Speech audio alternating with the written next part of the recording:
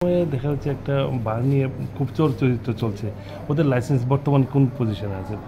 দেখুন, আমি এটাও আগে আমি এটা বলেছে, আমাকে জিজ্ঞেস করেছে হেডলাইন্স ত্রিপুরা থেকে, এবং আমি সেটা স্পষ্ট বলেছি যে রিগার্ডিং বার লাইসেন্স ম্যাটারে সরকার যে সমস্ত রুলস অ্যান্ড রেগুলেশন আছে সেই রুলস অ্যান্ড রেগুলেশন মান্যতা দিয়ে সে বারকে, সে রেস্টুরেন্ট কাম বার এর লাইসেন্স ইস্যু করেছে।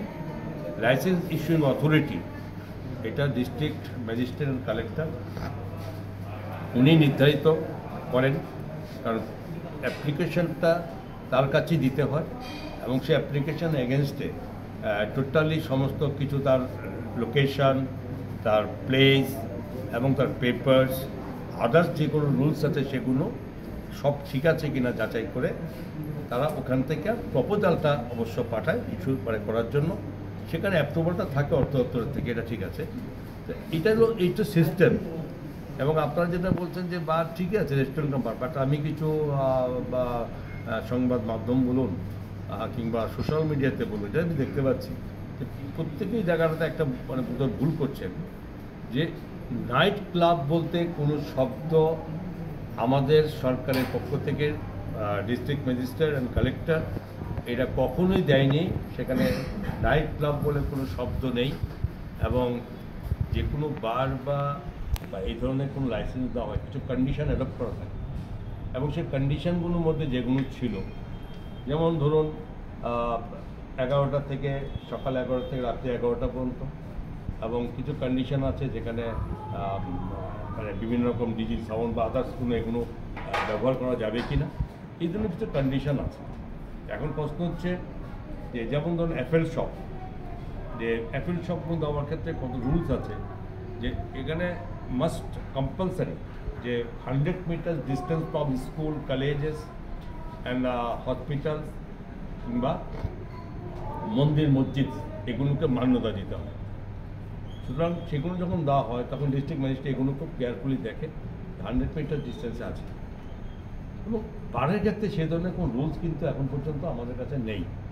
তো সেক্ষেত্রে যদিও 100 মিটারের মধ্যে পড়ে না, তো স্বাভাবিকভাবে সেখানে বার লাইসেন্স ইস্যু করা হয়েছে, এবং ডিএম এর থেকে সেটা এখন পর্যন্ত আমি বলছি যে আমার যে দপ্তর বা যে ডিএমের যে দেওয়া, সেটা কোথাও আইনত ব্রেক করা হয়নি। স্যার, বারের কোনো উল্লেখ নেই এবং ফায়ার সার্ভিসের থেকে এনওসি নেওয়া হয়নি, যা যা দরকার পরিকাঠামো অনেকগুলো তাদের ত্রুটি রয়েছে। কিভাবে সরকার এই পদক্ষেপ দেখুন, আমি একটা কথা বলি, যদিও ম্যাটারটা ইউডি ডিপার্টমেন্ট, আরবান ডেভেলপমেন্টের অধীনে ওই ম্যাটারটা, এতক্ষণ যা বলেছি সেটা আমার দপ্তরের সঙ্গে জড়িত আছে, সেটা আমাকে আমি ব্যাখ্যা দিয়েছি। তবু আপনি যখন প্রশ্ন করছেন সেটা আমি এতটুকু বলতে পারি যে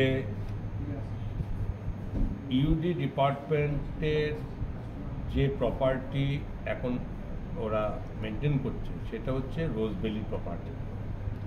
রোজভ্যালি প্রপার্টি সেটা অনেক কাহিনী, আমার তো যাওয়া দরকার নেই, কিন্তু 2006 থেকে এরপরে শুরু হয়েছে।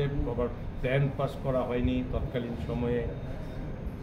রোজভ্যালি হাইকোর্টে অ্যাপিল করেছে, সেখান থেকে হাইকোর্টের বিরুদ্ধে সরকার কী করেছে, তারপরে কি করে সেখানে যদি তাদের যে বক্তব্য, দেখুন এটা আমি তো আপনাদের প্রশ্নকে উত্তর দিচ্ছি না, হওয়া উচিত আমার, তা আমি এতটুকু বলবো, যতটুকু আমার কাছে যতটুকু ইনফরমেশান আছে সেটা হচ্ছে কিছুটা জায়গা বোধহয় মানে দখল করা আছে খাস ল্যান্ড বলে, সেটা ইউডি ডিপার্টমেন্ট বেটার বলতে পারবে। তো এখানে যদি সেটা হয়ে থাকে তাহলে দেওয়া হয়নি, কিন্তু 2006-এর পরে 2008-10-এ এরকমই বলে যেরকম বিল্ডিং কমপ্লিট করা হয়েছে। বাট সেটা যদি তাই হয়ে থাকে, তৎকালীন সময়ের অ্যাডমিনিস্ট্রেটর যারা সরকারের ছিলেন, তো তারা তো সেখানে কোনো অ্যাকশন নেয়। সে বিল্ডিংটা করতে কীভাবে দেওয়া হলো, সে বিল্ডিংটাকে কীভাবে দাঁড়াতে দেওয়া হলো, এটা একটা কোশ্চেন, এটা ওরা উত্তর সেটা ওরা দেবে।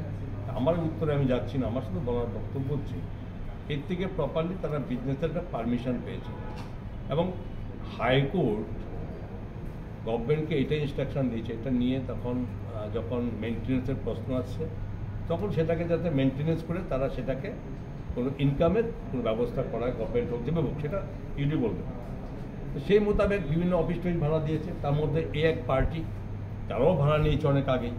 তো সেটা তাদের ওই সময় তারা এএনসির থেকে একটা পারমিশন নিয়েছে আমার জানা মতে। ওইটাও আমার ব্যাপার না যে এখানে একটা রেস্টুরেন্ট কাম হোটেল করা হয়, তো সেই মোতাবেক তারা একটা পারমিশনও পেয়েছে। পরবর্তী সময়ে তারা ডিস্ট্রিক্ট ম্যাজিস্ট্রেটের কাছে প্রেয়ার করেছে এটাকে বার হিসাবে পারমিশন দেওয়ার জন্য। ঠিক আছে না, এখন বেআইনি কি সেটা বেটার, এটা হবে মানে উত্তর দেবে কনসার্নিং ডিপার্টমেন্ট। আমার বক্তব্য হচ্ছে আমাদের সরকারের যেটা দেওয়া হয়েছে সেটা কোথাও মানে নিয়ম বহির্ভূত দেওয়া হয়নি।